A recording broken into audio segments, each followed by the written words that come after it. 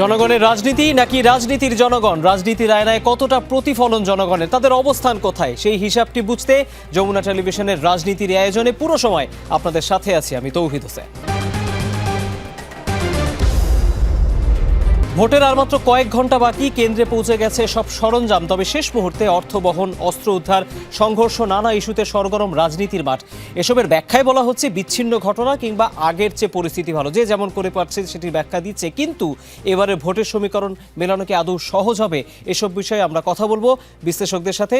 আজকে আমাদের সাথে যারা যুক্ত হবেন তাদের সাথে শুরুতেই পরিচয় করিয়ে দিতে চাই। আমার সাথে যারা আছেন, আমার সাথে আমার সহকর্মীরা থাকবেন এবং বিশ্লেষকরা থাকবেন। শুরুতেই আমাদের সাথে আছেন, পরিচয় করতে চাই, ডক্টর কাজী মারিফুল ইসলাম, অধ্যাপক, ডেভেলপমেন্ট স্টাডিজ বিভাগ, ঢাকা বিশ্ববিদ্যালয়।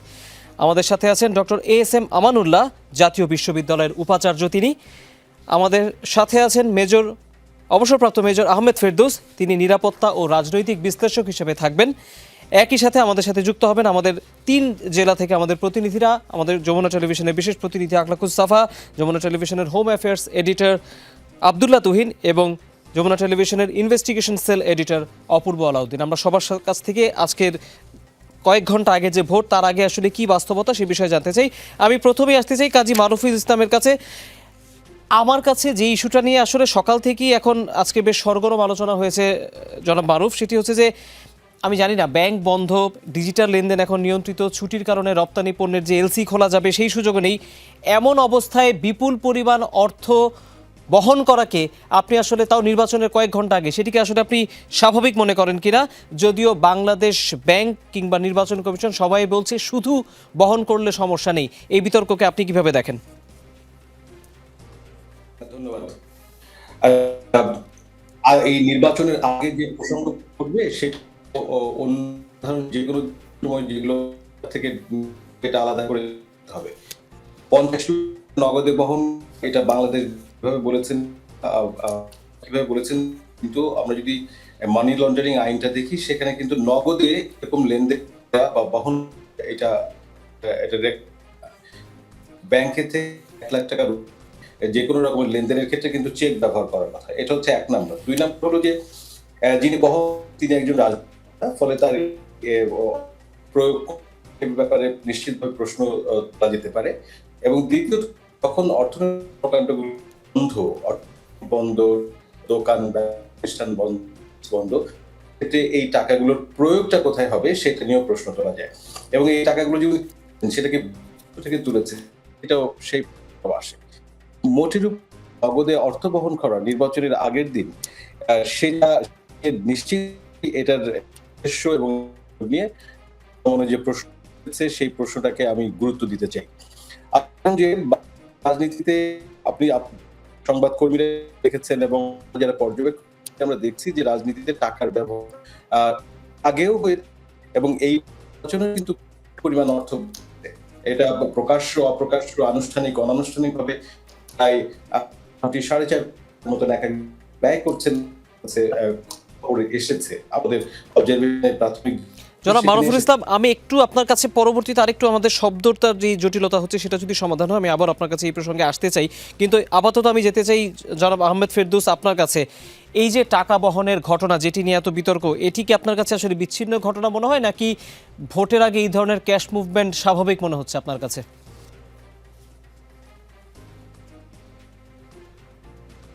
ভোটের আগে এটা কোনো মতেই স্বাভাবিক মুভমেন্ট না, কারণ আমরা আজকে দেখেছি যে বিকাশের মানুষজন বিকাশ করতে পারছেন না।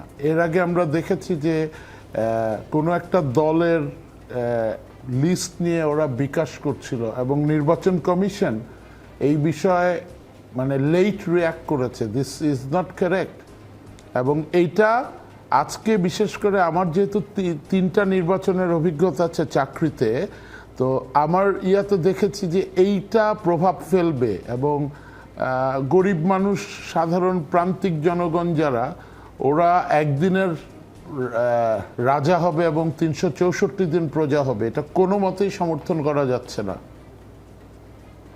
আরেকটি বিষয়, সেটি হচ্ছে যে নির্বাচন কমিশনের ক্ষেত্রে আমরা যেটি দেখলাম যে ডিজিটাল লেনদেন নিয়ন্ত্রণের কথা বলা হয়েছে, আমরা দেখেছি ব্যাংকের এখন অ্যাকাউন্ট বন্ধ, কিন্তু তারপরে যদি এরকম ব্যাখ্যা পাওয়া যায় যে এটি আসলে ব্যবসার জন্য টাকাটি রাখা হয়েছিল বা অন্য কোনো পারপাসে টাকাটি কাজে লাগানো হচ্ছিল, তাহলে আসলে মানে ইসির ক্ষেত্রে কি এই সিদ্ধান্ত নেওয়া আসলে খুব সহজ? কারণ এটা পারপাসটাকে তো আগে ক্লিয়ার হতে হবে। আপনি এই ঘটনাটা আসলে কিভাবে পরবর্তীতে মূল্যায়ন হওয়া উচিত বলে মনে করেন?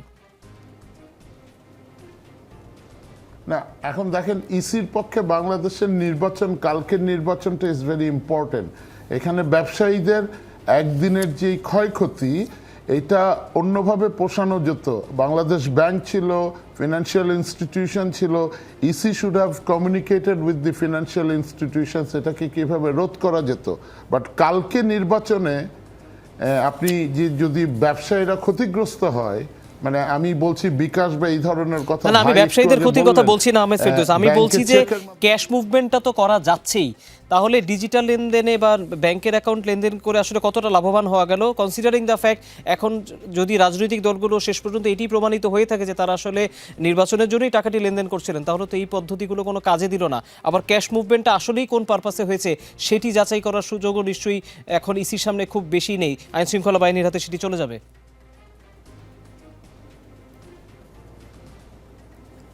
প্লিজ। জি, আপনার এই পয়েন্টটা ভেরি লেজিটিমেট পয়েন্ট। এইটা আসলে প্রভাব ফেলবেই, মানে মোটা দাগে যদি বলি এটা প্রভাব ফেলবেই ভাই। এটার কোনো দ্বিমত পোষণ করার কিছু নাই। যদি আপনার কোনো নেক্সট অন্য, আচ্ছা, আমরা পরবর্তীতে আপনার কাছে আবার আসবো। ডক্টর এস এম আমানুল্লাহ, নিশ্চয়ই আপনি আমার কথা শুনতে পাচ্ছেন। আমরা তো আগেও দেখেছি, ডক্টর এস এম আমানুল্লাহ, আপনি কি আমার কথা শুনতে পাচ্ছেন? জি, আমি যেটা জানতে চাচ্ছি যে অর্থ লেনদেনের ঘটনা আমরা নির্বাচনে বাংলাদেশের ক্ষেত্রে আগেও দেখেছি যেমন হয়েছে।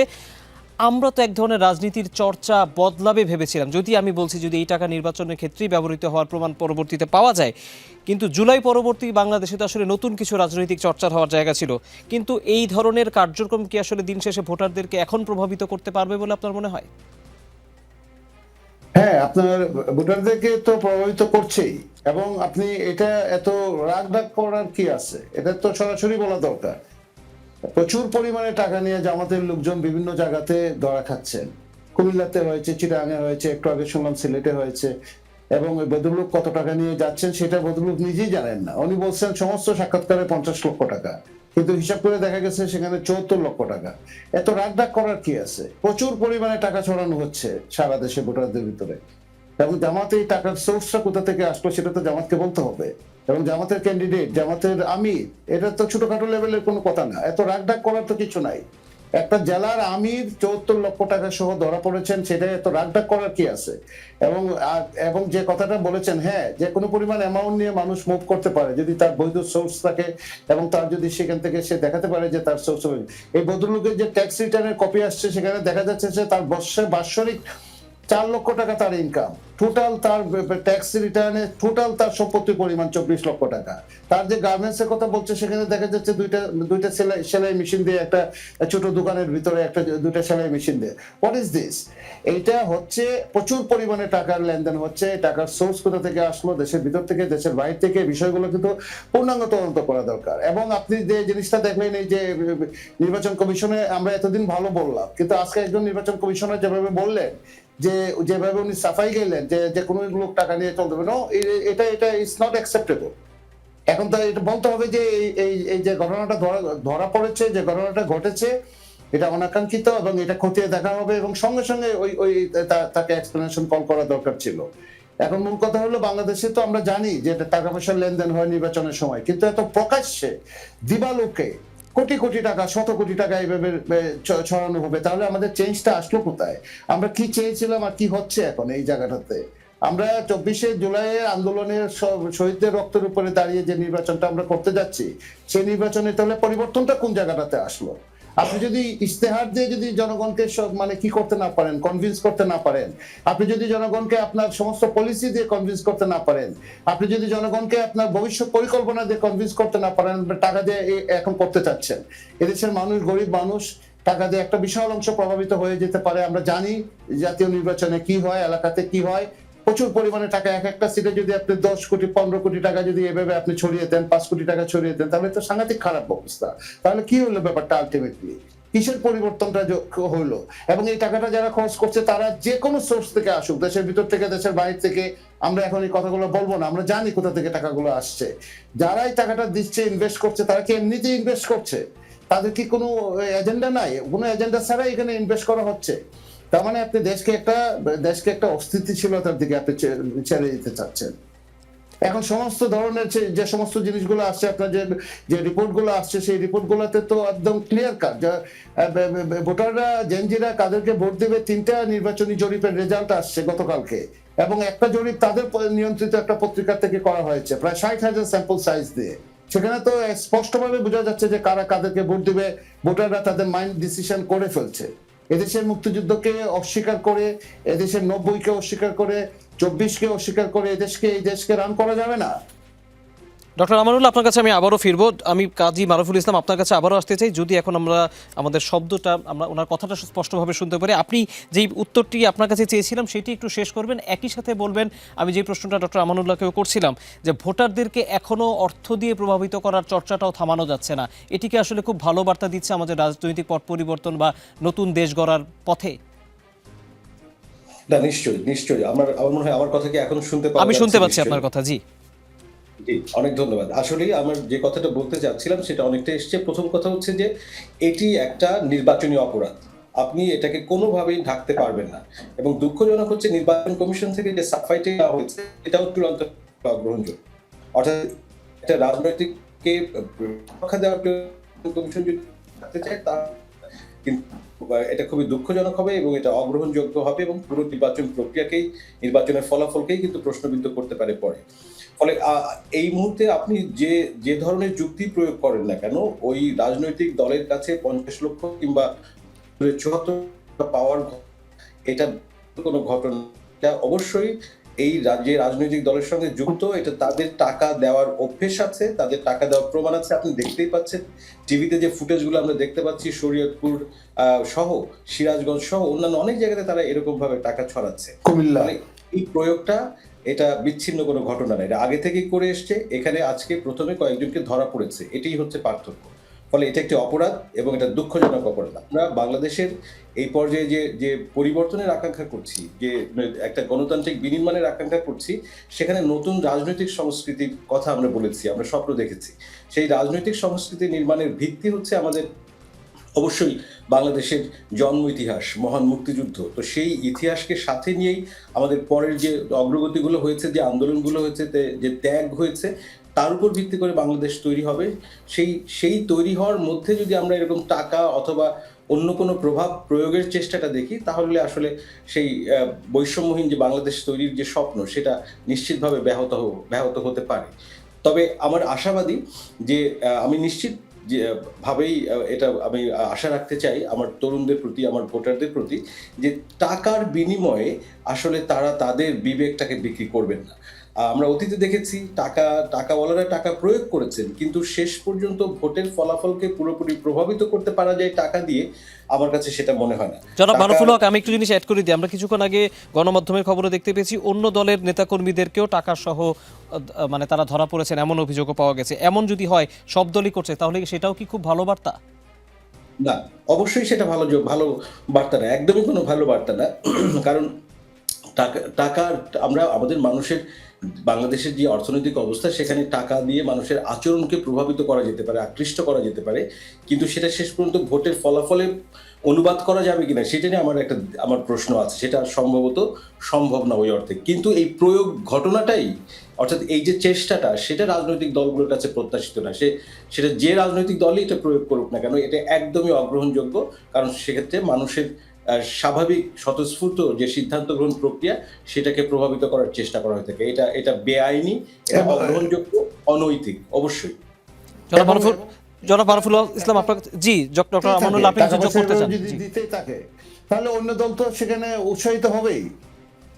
আমরা এই প্রসঙ্গে আবার একটু, আমাদের সহকর্মী আছেন কুমিল্লায়, আমাদের বিশেষ প্রতিনিধি আকলাকুস সাফা, তার যেখানে তিনি এখন এই মুহূর্তে নির্বাচনী দায়িত্ব পালন করছেন, সেখানেও এই ধরনের কিছু ঘটনা ঘটেছে। আমরা তার কাছ থেকে একটু বিস্তারিত জানবো। সাফা, নিশ্চয়ই শুনতে পাচ্ছেন।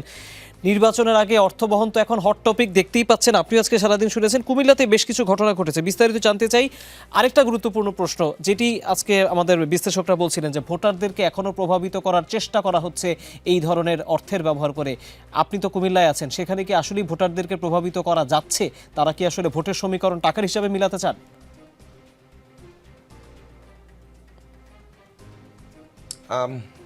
পাপন, আপনাকে ধন্যবাদ। একটা বিষয়ে অর্থ যেখানে আছে, টাকার বিষয়টা যেখানে আছে, সেখানে একটা লয়্যালটির বিষয় চলে আসে, এবং লোভেরও একটু বিষয় আছে। সো সবকিছু মিলিয়ে আপনি একেবারেই বলতে পারবেন না যে টাকা দেওয়া হচ্ছে এবং তারা দ্বারা প্রভাবিত হচ্ছেন না। প্রভাবিত হচ্ছেন। আর যেমন আমাদের একজন অতিথি, তিনি কিছুক্ষণ আগেও বলছিলেন যে গরিব মানুষ একদিনের জন্য সে রাজা। সো সেই যে রাজা ফিলিং এর যে বিষয়টি, সেই বিষয়টিতে কিন্তু তারা এনজয় করেন এবং তারা কিন্তু কেউ ডিনাই করেননি। এটাও কিন্তু একটি বিষয়। এবার আপনাকে যেটি বলি যে আবার এই মানুষজনই আবার কোথাও কোথাও এমন ঘটনাও ঘটেছে, তারা হচ্ছে যে টাকা সহ তারা নিজেরাই হচ্ছে ধরেছে এবং ধরে তারা আইন শৃঙ্খলা রক্ষাকারী বাহিনীর কাছে সোপর্দ করেছে। এই ঘটনাগুলো কিন্তু ঘটেছে।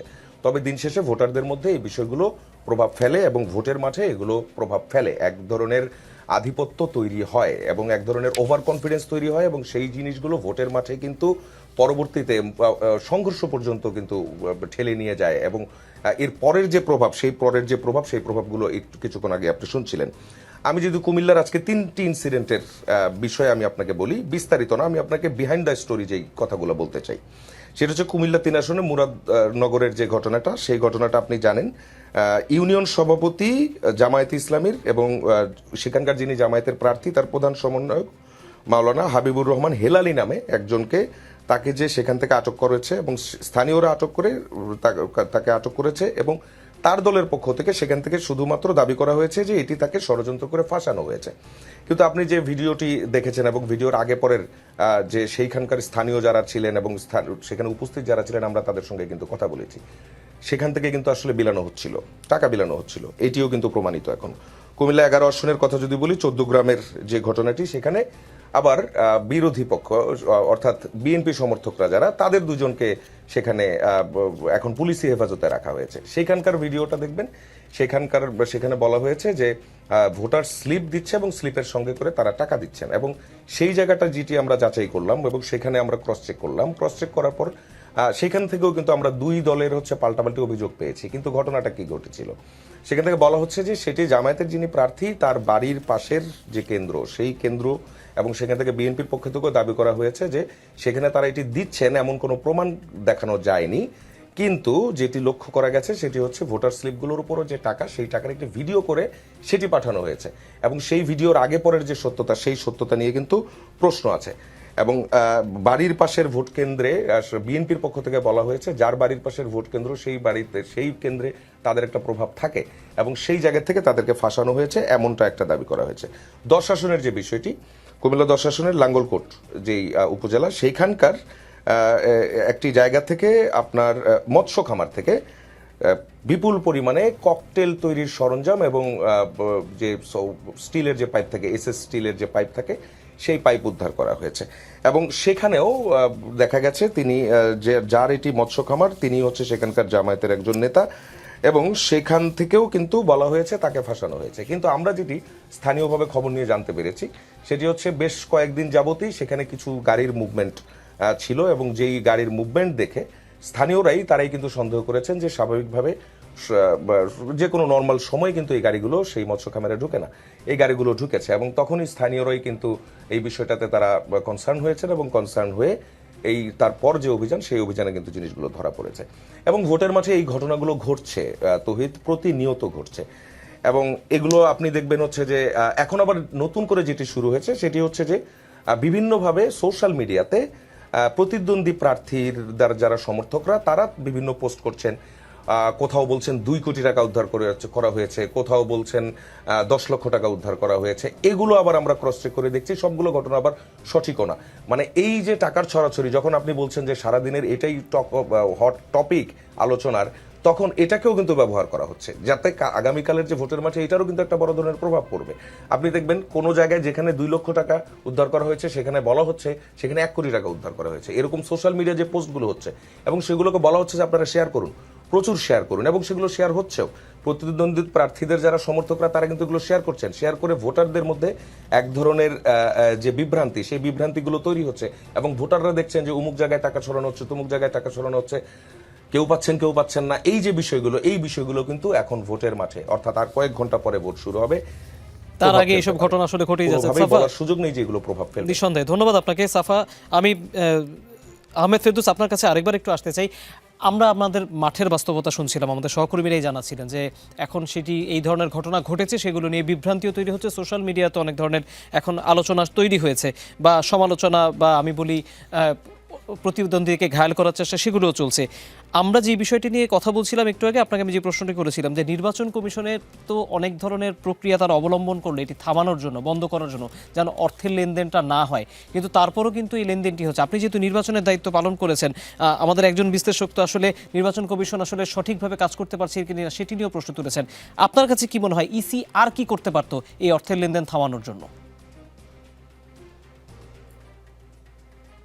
আমি একটা এক্সাম্পল দিয়ে আপনাকে এটা বলি যে 2001-এ আমি আমার ইলেকশন দায়িত্ব ছিল পিরোজপুরে দেলোয়ার হোসেন সাইদি এবং সুধাংশু শেখর হালদারের কনস্টিটিউয়েন্সিতে। ওই আসনটা খুব ইম্পর্টেন্ট আসন ছিল এবং ওখানে 48টা কেন্দ্রের মধ্যে 28টা কেন্দ্র ছিল আপনার দুর্গম অঞ্চল, যেখানে স্পিডবোটে করে, নৌকায় করে, হেঁটে, মোটরসাইকেল করে যেতে হতো। তো নির্বাচনের দুদিন আগে আমরা ওখানে, ইফ আই রিমেম্বার কারেক্টলি, আমরা 3 জন মেজর ডিপ্লয়েড ছিলাম ওখানে। ওখানে যেই আসনের ওখানে মেইন এলাকায় ঢুকে ওখানে একটা ব্রিজের মাথায় আমরা 3 জন সন্ধ্যার সময় বসতাম, 3 আর্মি অফিসার। আর ওখানে আশেপাশে সব আপনার আওয়ামী লীগের দল ছিল, অফিস ছিল বিএনপির, জাতীয় পার্টির। তো ওখানে আমি একজন মহিলাকে চ্যালেঞ্জ করলাম, আমি জাস্ট পোলাইটলি বললাম বোরকা পরা যে আপা আপনার পরিচয়। তো উনি আমাকে ঝাড়ি মারলেন, বলে আমি কি, বললেন আমি একজন শিক্ষিকা। তো আমি বললাম যে আপা আমার মাও একজন স্কুল শিক্ষিকা।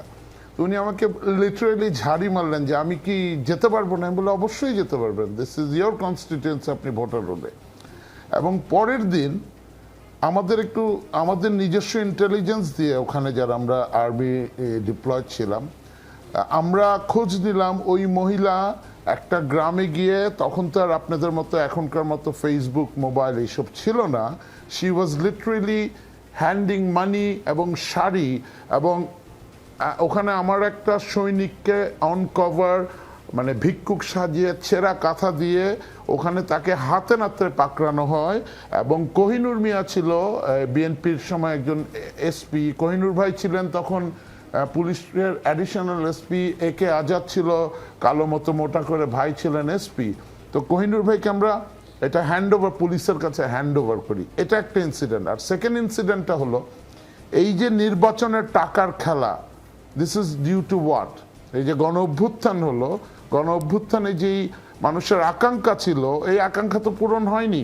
আমরা 3 দিন স্বাধীন ছিলাম, বিকজ কনস্টিটিউশনের পুরানো বোতলে হাসিনার কনস্টিটিউশনে যখনই চলে যাই তখনই কিন্তু এই যে আপনি দেখেন নমিনেশনে প্রত্যেকটা দলে দেখেন ম্যাক্সিমাম ব্যবসায়ীরা আছে, ব্যাংক খেলাপি আছে, লুটেরারা আছে, মাফিয়ারা আছে।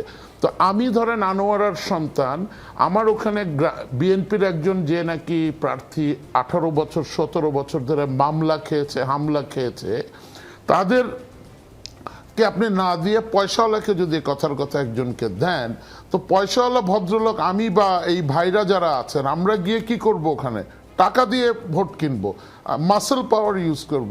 তো এই কালচারটা, এই কালচারে আপনি যতই নির্বাচন করেন টাকার খেলা হবেই রে ভাই। এখন ইউ ক্যানট স্টপ। এখন আপনি ডিজিটাল প্ল্যাটফর্মে টাকা বন্ধ করতেছেন, মানি উইল গো। এবং এই যে আপনাদের সাংবাদিক ভাই যে কথাটা বললেন, প্রভাব ফেলে কুমিল্লা থেকে, অফকোর্স প্রভাব ফেলে। আজকে রাতে যদি আপনাকে কথার কথা, গরিব মানুষ, প্রান্তিক, আপনার বাসায় ভাত নাই, আপনার মেয়েকে শিক্ষা দিতে পারতেছেন না, 5,000 টাকা দেয়, হি উইল রিমেম্বার ইউ এবং he will be loyal to either দাঁড়িপাল্লা ওর ধানের শীষ ওর XYZ। এই জিনিসটা যদি আপনারা, সিস্টেমটা আমরা চেঞ্জ করতে ব্যর্থ হয়েছি এবং এই জিনিসটার খেসারত কিন্তু এখানে দেয়া হবেই, দিতে হবেই। যে যাই বলেন ভাই, অ্যাজ এ সোলজার আমরা 3টা নির্বাচন করেছি, কন্ডাক্ট করেছি। এটা আমার personal opinion, I may be wrong but I wish আমি ভুল না হই, কারণ এটা বাস্তবতা। আমি মাঠে ঘাটে যাই ভাই, আমি সিলেটে গিয়েছি, চা বাগানে গিয়েছি, কিছুদিন আগে গণিশার মাজারের ওখানে ব্রাহ্মণবাড়িয়ায় গিয়েছি। কালকে রাত 3টা পর্যন্ত আমার বাসা মোহাম্মদপুরে ভাই, 3টা পর্যন্ত আমি রাস্তায় এই দেশ টিভি টকশো করে রাস্তায় বসে বসে মানুষের সাথে চা খাচ্ছিলাম, জিজ্ঞেস করছিলাম। তো মানুষ তখন কি বলে জানেন ভাই, আমি জিজ্ঞেস করছি ভাই কাকে ভোট দিবেন, এটা যখন ক্যাজুয়ালি জিজ্ঞেস করছি, যারা বিএনপি তারা বলে ধানের শীষ, আর যারা নাকি জামাত কে মানে কোর জামাতি না তারা বলে ভালো প্রার্থীকে। তা আমি বললাম এখানে কি মামুনুল হক সাহেব ভালো প্রার্থী? বলে উনি তো চাঁদাবাজি করে নাই। তো এই যে পারসেপশনটা, চাঁদাবাজির যত করেছে যেসব দল, আর যারা আর্থিকভাবে সুশৃঙ্খল ধর্মভিত্তিক দল, এই যে ওদের কমেছে ওদের বেড়েছে। আর আপনারা বিভিন্ন স্ট্যাটিস্টিক্সে যদি দেখেন, পিপলস পারসেপশন, আমরা সাধারণ মানুষের, গ্রামের মানুষ মার্কা চিনে, ধানের শীষ, নৌকা, দাঁড়িপাল্লা কিছুটা। শহরের মানুষ, শিক্ষিত মানুষ যারা সোশ্যাল মিডিয়া ইউজ করে, যারা বিভিন্ন চাঁদাবাজির স্টেটটা দেখে, নিজে এফেক্টেড হয়, তারা কিন্তু ধানের শীষকে ভোট দিবে কিনা আই ডাউট। আমরা এই আপনি প্রসঙ্গে যে জামাতের কথা বললেন, প্রমাণ নিয়েছেন, দিস ইজ ব্যাড। কাল যেহেতু আর কয়েক ঘন্টা পরে নির্বাচন, কে হাসবে শেষ হাসি, সেই প্রসঙ্গে আমাদের সহকর্মীদের সাথে শুরুতে একটু যুক্ত হয়ে তারা যেখানে দায়িত্ব পালন করছেন সেখানকার পরিস্থিতি জেনে নিতে চাই। আমাদের সাথে আছেন যমুনা টেলিভিশনের home affairs editor Abdullah Tuhin এবং ইনভেস্টিগেশন সেল এডিটর অপূর্ব আলাউদ্দিন। দুজনকেই স্বাগত জানাচ্ছি। তুহিন, আপনার কাছে শুরুতে আসতে চাই, আপনি গোপালগঞ্জে আছেন এবং গোপালগঞ্জকে একটি নির্দিষ্ট দলের ঘাঁটি বলা হয়, এবার তারা নির্বাচনে নেই। প্রশ্ন হচ্ছে তাহলে কি সেই জেলার মানুষ এবার ভোট দিতে যাবেন? আর সেখানে যেই ভোটের আয়োজন দেখছেন, এই আয়োজন করা কি আসলে খুব সহজ ছিল?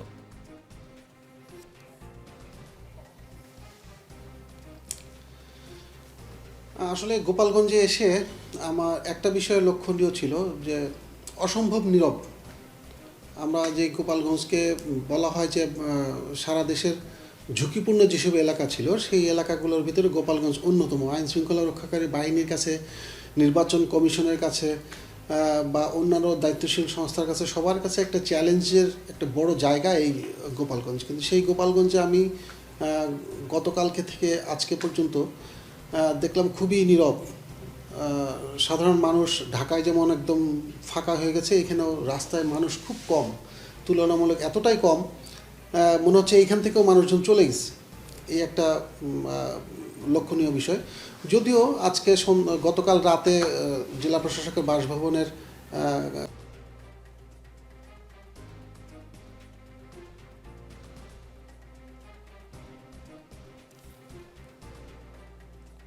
এই ধরনের ইস্যু ছাড়া সাধারণ মানুষের ভিতরে নানা রকম যোগ বিয়োগ চলছে। তারা একটা পক্ষ বলছে যে, আপনি যে বলছেন বড় একটি সমর্থক গোষ্ঠী ছিল আওয়ামী লীগ, তারা সেই অবস্থায় আছে, তারা ভোট দিতে যাবে না এমন কথা আমাদের বলেছে। তারা ভোট দিতে যাবে না, উপরের নির্দেশ বা তাদের দলীয় নির্দেশে, দলীয় সিদ্ধান্তের কারণে তারা এটা করছে। কেউ কেউ বলছে তাদের পছন্দের প্রার্থী নেই, তারা ভোট দিতে যাবেন না। এই একটা বড় একটা অংশ ভোট দিতে যাবে না। এই কারণেই অনেকে বলছেন যে তারা হয়তো সিদ্ধান্ত নিচ্ছে ভোট দিতে যাবে না, এই কারণে এখানে কোনো সংঘাত বা উত্তেজনার কোনো কিছু নেই। তবে আরেকটি লক্ষণীয় বিষয় যে এই ভোট দিতে না আসা যে গ্রুপটা ভোট দিতে চাচ্ছেন না, তাদেরকে কাছে টানতেই প্রার্থীরা খুব ব্যস্ত হয়ে পড়েছেন। তারা নানান রকম কৌশল অবলম্বন করছেন। বিশেষ করে ধানের শীষের প্রার্থীরা তাদেরকে বোঝানোর চেষ্টা করছেন যে তোমরা যদি ভোট না দাও তাহলে অন্য তার প্রতিপক্ষ যারা আছে 11 দলীয় যে জোট যেটা, তারা পাশ করে যাবে। আবার 11 দলীয় জোটের পক্ষ থেকে তাদেরকে বোঝানো হচ্ছে তোমরা আমাদেরকে ভোট দাও, আমরা তোমাদেরকে সাথে মিলেমিশে থাকবো, নিরাপত্তা দেবো। এরকম এই পক্ষটাকে সবাই একটু বোঝানোর চেষ্টা করছেন। এই তাদের যদি অংশগ্রহণটা ঠিক থাকে তাহলে একটি উৎসবমুখর পরিবেশই। তুহিন, এই প্রসঙ্গটি জানতে চাই, মানে ভোট আয়োজন কি সেখানে আসলে শেষ পর্যন্ত ভোট গ্রহণ ঠিকঠাক হবে? আইন শৃঙ্খলা বাহিনীর সদস্যরা কি বলছেন, কতটা নিরাপদ সেখানে ভোট আয়োজন এবার? আমি নিরাপত্তার কোনো ঘাটতি এখন পর্যন্ত দেখিনি। অর্থাৎ এটা ঝুঁকিপূর্ণ ভেবে এখানে অন্যান্য যে কোনো জায়গাতে আমি ব্যাপক নিরাপত্তা ব্যবস্থা দেখেছি, যৌথ বাহিনীর ব্যাপক টহল দেখেছি। অর্থাৎ তারা যেভাবে কঠোরভাবে নিয়ন্ত্রণ করে রেখেছেন। আপনি জানেন যে আলোচিত সবশেষ জাতীয় নাগরিক পার্টি এনসিপি যে দেশব্যাপী যে সমাবেশগুলো হচ্ছিল, সেই সমাবেশের অংশ হিসেবে গোপালগঞ্জের সমাবেশের পর যে সংঘর্ষ হয়েছে, সেই সংঘর্ষের পরে বেশ কিছু মামলা আসবে। সেই মামলার পরে আওয়ামী লীগের বা তার অঙ্গ সংগঠন যারা যাদেরকে নিষিদ্ধ করা হয়েছে, তাদের সক্রিয় অনেক নেতাকর্মী কিন্তু এলাকায় নেই। কেউ কেউ ধরা পড়েছেন, কেউ পালিয়ে গেছেন। তো এখন যারা আছেন বিভিন্ন জায়গায়, তারা ওই দলীয় বিভিন্ন সিদ্ধান্তের অপেক্ষায় থেকে রাজপথে সক্রিয় অংশ নেবেন, এই ধরনের সংখ্যা কম। এখন নিঃসন্দেহে ধন্যবাদ তুহিন। আমরা সেখানকার রাজনৈতিক নিরাপত্তার পরিবেশও আপনার কাছ থেকে জেনে নিলাম। এবার একটু অপূর্ব আলোদিন আপনার কাছে আসতে চাই। আপনি আছেন লক্ষ্মীপুরে, এবং আমি একটু ওখানে জানতেই চাই যে লক্ষ্মীপুরের যারা ভোটার তারা আসলে খুব স্বচ্ছন্দে আছেন নাকি কিছুটা প্রেশার ফিল করছেন? এই কারণে বলছি, কারণ লক্ষ্মীপুর হচ্ছে সেই জেলা যেই জেলায় অঘটনের আশঙ্কা মূল যেই যারা রাজনৈতিক দল তারা সবাই করছেন। সেখানে অস্ত্রের ব্যবহার হতে পারে এমন আশঙ্কার কথা আমরা গণমাধ্যমের খবরে দেখেছি। আপনি আসলে কি দেখতে পাচ্ছেন? লক্ষ্মীপুরের বাস্তবতা আসলে কি?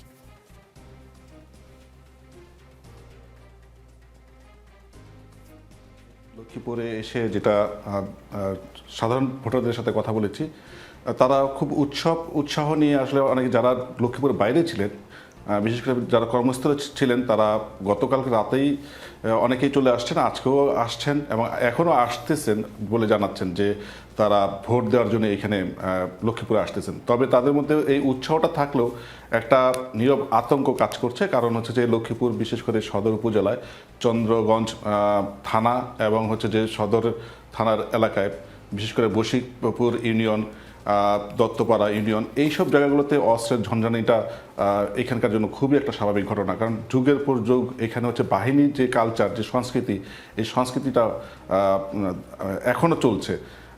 আমরা এর আগে অনেক বাহিনীর কথা শুনেছিলাম, তা প্রায় 10 বছর থেকে 12 বছর আগের থেকেও এখানে যে বাহিনীগুলো ছিল তা অনেকেই বন্দুকযুদ্ধে মারা গেছে, কিন্তু তাদের যে উত্তরাধিকারী, তাদের ছেলেরা, তাদের ডান হাত বা আমার, তারাও এখন এটা নিয়ে সক্রিয়।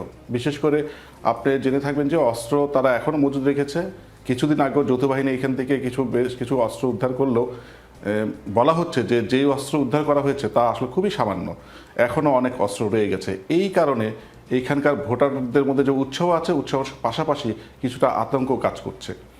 আপনি শুনবেন, যেটা জেনে থাকবেন যে লক্ষ্মীপুরের যে ফেসবুকে বিশেষ করে সামাজিক যোগাযোগ মাধ্যমগুলোতে আপনার গুজব ছড়ানোর একটা প্রতিযোগিতা চলছে বিভিন্ন প্রার্থীদের মধ্যে।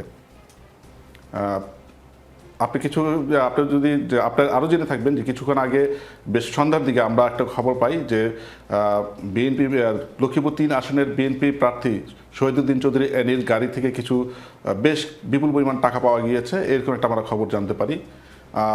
আসলে পরবর্তীতে আমরা যমুনা টিম সেখানে ঘটনাস্থলে যায়, ঘটনাস্থলে গিয়ে দেখে যে জানতে পারে যে একটা ঝুমুর এলাকায়, যেখানে সেনাবাহিনী নিয়মিত টহল ক্যাম্প আছে, ওইখানে নির্দিষ্ট একটা টহল ক্যাম্পে ওইখানে চেকপোস্ট আর কি, চেকপোস্টে হচ্ছে যে যখন গাড়িটা বিভিন্ন গাড়ি চেক করছিল তখন ওই গাড়িটাও তারা নিয়মিত চেকের আওতায় নিয়ে আসে।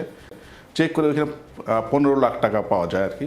তো 15 লাখ টাকা পাওয়ার পর যৌথ বাহিনীর সদস্যরা ম্যাজিস্ট্রেটকে ফোন দেন, ম্যাজিস্ট্রেট ঘটনাস্থলে যান, জেলা নির্বাহী ম্যাজিস্ট্রেট।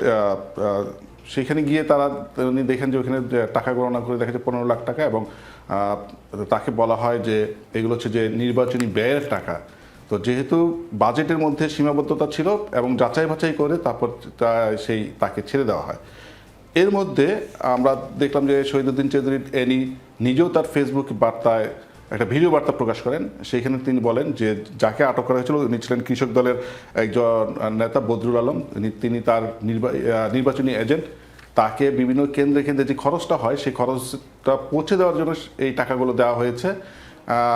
এটাতে বিভ্রান্তি না হওয়ার জন্য তিনি আহ্বান জানান, এবং যে 80 লাখ টাকার কথা গুজব ছড়ানো হয়েছে বা ফেসবুকে প্রচার করা হচ্ছে, এগুলো নিয়ে সেই ঘটনাগুলো বুঝতে পেরেছি। অপূর্ব, আমরা একেবারে সময় যেহেতু সংক্ষেপ, আমি বুঝতে পেরেছি সেখানকার ঘটনা। আমি একটু আহমেদ ফেরদৌস আপনার কাছে শেষবারের মতো এবার আসতে চাই।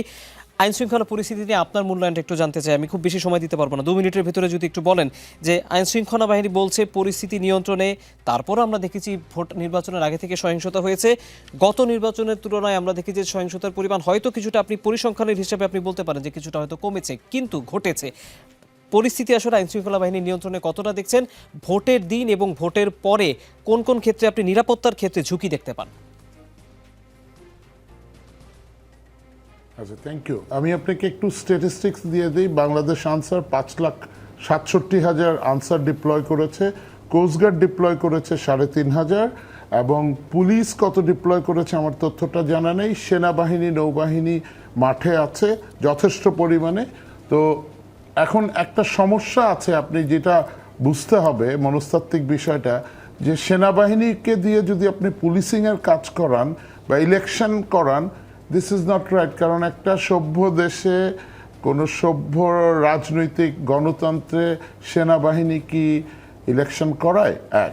এখন সেনাবাহিনী গত 18 মাস ধরে মাঠে আছে, 18 মাসের বেশি, 2024 জুন থেকে, if I am not wrong, আজকে পর্যন্ত মাঠে আছে। তাদের ট্রেনিং ব্যাহত হচ্ছে। তাদেরকে তো আমরা ওই ট্রেনিং দিতে পারি নাই সেনাবাহিনীকে, কারণ সেনাবাহিনীর কোর রেসপন্সিবিলিটি হলো সার্বভৌমত্ব রক্ষা করা। আমাদের ইন এইড অফ সিভিল পাওয়ার সেনাবাহিনীকে মাঠে নামতে থাকতে হয়েছে সরকারের আহ্বানে। এখন এই সেনাবাহিনীকে নিয়ে কিছু করলেও, লাঠিপিটা করলেও দোষ, ধরলেও দোষ। এখন সেনাবাহিনী কেন লাঠিপিটা করবে জনগণকে? এটা একটা প্রশ্ন আমি রেখে যেতে চাই আপনাদের সবার কাছে, কারণ আপনি আমার ভাই, এখানে যারা আছেন সবাই আমার ভাই। আপনারা কয়েক দল যদি হন, তা দুষ্টুমি করেন, আমার কি আপনাদেরকে লাঠিপেটা করতে ভালো লাগবে?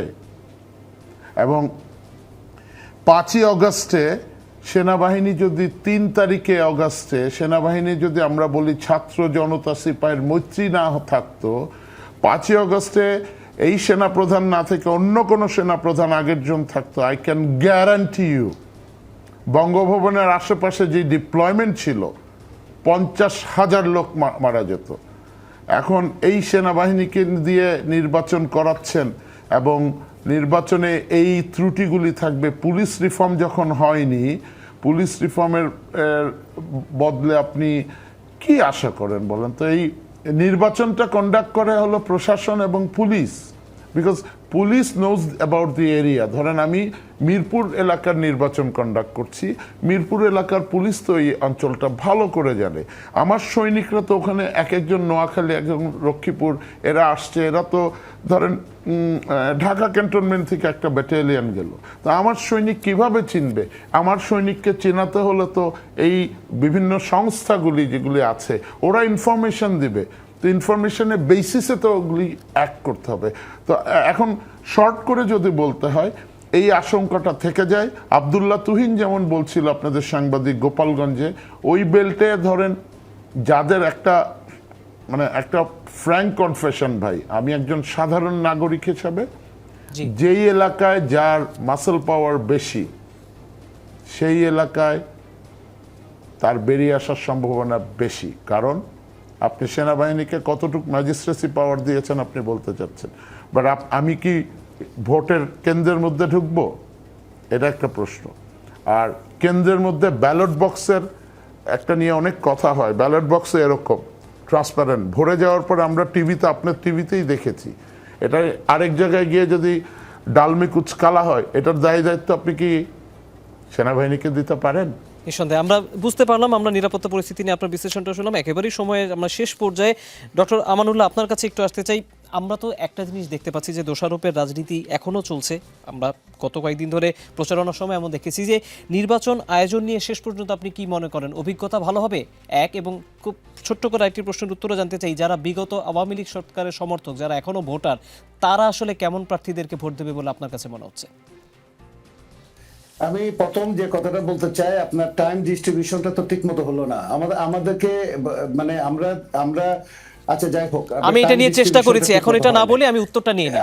জি আচ্ছা শুনেন, আমি যে কথাটা বলতে চাই, আহমেদ ফেরদৌস সাহেব যেটা বলছেন, ওনার প্রতি শ্রদ্ধা রেখে বলতে চাই, বাংলাদেশ সেনাবাহিনী বিশ্বের বিভিন্ন দেশে গিয়ে তারা নির্বাচন কন্ডাক্ট করে।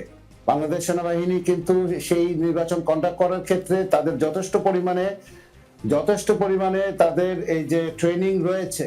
এবং আমি রিসেন্টলি আমার বিশ্ববিদ্যালয়ের কাজে বাংলাদেশের বেশ কতগুলো জেলাতে আমি ঘুরে এসেছি, সেখানে সেনাবাহিনীর উপস্থিতি সাফিসিয়েন্ট, এবং সেনাবাহিনী যেখানে আস্তানা গেড়েছে এর আশেপাশে মানুষের ভিতরে একটা স্বস্তির ভাব আসছে। সেনাবাহিনীকে সবসময় স্ট্রাইকিং ফোর্স হিসেবে কাজ করতে হবে, সবসময় লাঠিপেটা করতে হবে এমন কোনো কথা নাই। সেনাবাহিনী তো একটা দেশের সার্বভৌমত্বের প্রতীক, তাকে তো রাখাই হয় দেশের জন্য কাজ করার জন্য। এই নির্বাচনে সেনাবাহিনী মোতায়েন অত্যন্ত জরুরি দরকার ছিল। গত 2 যুগ ধরে মানুষ, এদেশের মানুষ ভোট দিতে পারে নাই। পুলিশের মোরাল পয়েন্ট এক ধরনের সমস্যা ছিল, এবং সেই জায়গাটাতে পুলিশকে হেল্প করার জন্য সেনাবাহিনীর সহযোগিতাটা অত্যন্ত গ্রহণীয়ভাবে মানুষ কিন্তু গ্রহণ করেছে সমস্ত নির্বাচনী এলাকাগুলোতে। অতএব আমি এই জায়গাটাতে ওনার সাথে এখানে দ্বিমত পোষণ করছি। আর একটা কথা হলো যে আহমেদ ফেরদৌস যে বললেন মোহাম্মদপুরে মামুনুল হক এই যে চাঁদাবাজির, তো ববি হাজ্জাদ কি চাঁদাবাজি করছে? আপনি ইলেকশন যখন করবেন তখন ইলেকশনের সময় তো বিভিন্ন ধরনের ডোনেশন আসে, কেউ ডোনেশন বলে, কেউ হাদিয়া বলে, সেটা আমেরিকাতে হয়, সব জায়গাতে হয়। এখন ইলেকশনের যে পরিমাণ খরচটা হচ্ছে, সেই খরচ নিয়ে যদি কেউ ধরা পড়ে সেটা এক জিনিস, আর যদি 74 লক্ষ টাকা সহ যদি ধরা পড়ে অথবা কোটি কোটি টাকা সহ যদি ধরা পড়ে, সেটা কিন্তু সম্পূর্ণ আলাদা জিনিস। এবং আপনার যে আজকে অনুষ্ঠানটা, সেই অনুষ্ঠানটাতে বলেছেন অপরাধ, এই যে টাকা পয়সার বিষয়টা অপরাধ নাকি ষড়যন্ত্র, আমি তো মনে করছি এটা অপরাধ এবং ষড়যন্ত্র দুইটাই। একটা অপরাধ হইলো নির্বাচনী সংবিধির ভায়োলেশন হচ্ছে, এবং ষড়যন্ত্রের পার্টও হতে পারে। এবং আমরা যে কথাটা আবারও বারবার বলতে চাচ্ছি, আপনি যে কথাটা বলছেন যে আমাদের এখানে যে নির্বাচনটা হচ্ছে, সেই নির্বাচনে একটা দল, বড় একটা দল কিন্তু নির্বাচনে আসছে না, তাদের একটা অংশের পার্টিসিপেশন কিন্তু নির্বাচনে থাকবে। এবং জাতীয় নির্বাচনটা হয় সব সময় এলাকা ভিত্তিক, এবং সেখানে যে প্রভাবশালী প্রার্থী যারা থাকেন তাদের বিভিন্ন ধরনের ইকুয়েশন কাজ করে, লোকাল ডিসকোর্স কাজ করে, সেখানে বিভিন্ন। এখন আপনি সারা দেশে যে কাজটা হচ্ছে, মেইন কোয়েশ্চনটা যেটা, যে আপনি এই নির্বাচনকে প্রভাবিত করার চেষ্টা করছেন টাকা দিয়ে। এখন নির্বাচনী এজেন্টের টাকা এক জিনিস, আর একটা হলো যে কোটি কোটি টাকা সহ ধরা পড়া হলো আরেক জিনিস। এখন এই জায়গাগুলোতে আপনাকে কিন্তু জিনিসটা চিন্তা ভাবনা করতে হবে। আমি মনে করি নির্বাচনকে প্রভাবিত করার চেষ্টা করা হচ্ছে, এবং এতদিন পর্যন্ত নির্বাচন কমিশনকে আমরা ভালো বলে আসছি, কিন্তু আজকে নির্বাচন কমিশন যে অ্যাটিটিউড শো করেছেন, বিশেষত এই টাকা পয়সার ব্যাপারে যে কমেন্ট গুলো করেছেন, সেটা গ্রহণযোগ্য নয়। এবং আবারও একটা কথা বলি, বাংলাদেশের যে নির্বাচনটা আগামীকাল হতে যাচ্ছে, সেই নির্বাচন ডিটারমিন করবে বাংলাদেশের গতি প্রকৃতি আগামীতে কোন দিকে যাবে। এই নির্বাচন নির্ধারণ করবে বাংলাদেশের শাসনতন্ত্র কেমন হবে। এই নির্বাচন নির্ধারণ করবে যে জুলাই সনদ বাস্তবায়িত হবে কিনা।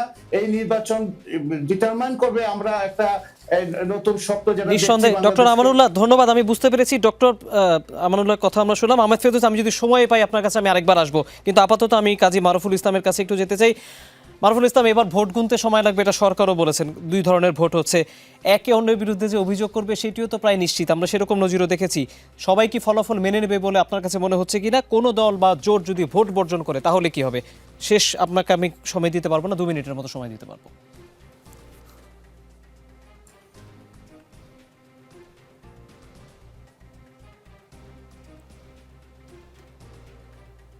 কাজী মারুফুল ইসলাম, আপনার বোধহয় মাইক্রোফোনটা মিউট করা আছে, আপনি যদি একটু আনমিউট করে কথা বলেন। জি, এবার আমি শুনতে পাচ্ছি। জি জি জি। প্রথমে ভোট গণনার প্রসঙ্গে যদি আসি, যে ভোট গণনার জন্য আপনি দেখবেন যে 2টো ব্যালটে অনুষ্ঠিত হচ্ছে, এবং ভোট গণনার জন্য নির্বাচন কমিশন ইতিমধ্যে যথেষ্ট সংখ্যক লোক ডিপ্লয় করেছে। ফলে ভোট গণনার জন্য একটা গণভোটের ভোট এবং একটা হচ্ছে সংসদের ভোট, এই 2টো ভোট গণনার জন্য আমার মনে হয় না যে খুব মাত্রা অতিরিক্ত সময় বেশি লাগবে। অর্থাৎ এখনো পর্যন্ত যে সময় লাগার হিসাবটা করা হয়েছে সেটা রিজনেবল আছে, এবং আমার মনে হয় যেটা স্বাভাবিক সময়ের মাত্রা অতিক্রম করবে না। এটা হচ্ছে 1 নাম্বার। দ্বিতীয় প্রশ্ন হচ্ছে যেটা খুব জরুরি, যে ভোট বর্জন এবং ফলাফল গ্রহণের প্রসঙ্গটি।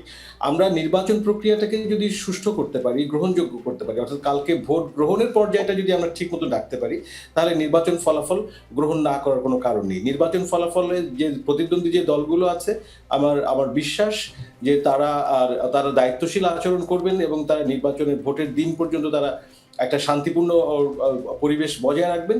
এবং অবশ্যই যদি শান্তিপূর্ণ পরিবেশ হয়, মানুষের জনমত যদি প্রতিফলিত হতে পারে, তাহলে সেই ফলাফল গ্রহণ না করার কোনো কারণ নেই। আমি রাজনৈতিক দলগুলোর পক্ষ থেকে যদি মনে হয় যে সেটা আসলে উভয় দলই যে কোনো ধরনের ফলাফল তাদের গ্রহণ করা উচিত, যে ফলাফলটা বস্তুত প্রকৃতপক্ষে জনগণের মতামত প্রতিফলিত হয়েছে। কিন্তু সেই প্রতিফলনের জন্য যে পরিবেশটা দরকার, সেখানে নির্বাচন কমিশন, আইন শৃঙ্খলা রক্ষাকারী বাহিনী এবং রাজনৈতিক দলগুলো তাদের প্রত্যেকের দায়িত্বশীল ভূমিকা পালন করার ব্যাপার আছে। এখানে প্রশাসন, অর্থাৎ আইন শৃঙ্খলা রক্ষাকারী বাহিনী কালকে কি পদক্ষেপ গ্রহণ করেন, কি ধরনের ভূমিকা পালন করেন এবং নির্বাচন কমিশনের সাথে যে polling officer, returning officer, presiding officer যারা যুক্ত আছেন তারা কি ধরনের ভূমিকা পালন করেন সেটাও কিন্তু গুরুত্বপূর্ণ। নিঃসন্দেহে আমরা সেটা দেখার জন্য পুরো দেশ অপেক্ষা করছে। আজকে রাত পার হবে, কালকে নির্বাচন, আশা করি ভালো কিছুই হবে। আপনারা সবাই আজকে আমাদেরকে সময় দিয়েছেন, সবাইকে আরেকটু সময় দিতে পারলে ভালো হতো, আমি ক্ষমা চেয়ে নিচ্ছি সেই জন্য। কিন্তু আপাতত আমাদেরকে আয়োজন এখানেই শেষ করতে হচ্ছে। সবাইকে অনেক ধন্যবাদ। দর্শক, রাজনীতির আয়োজন আজ এই পর্যন্তই। যমুনা টেলিভিশনের সাথেই থাকুন। সবাইকে অনেক ধন্যবাদ।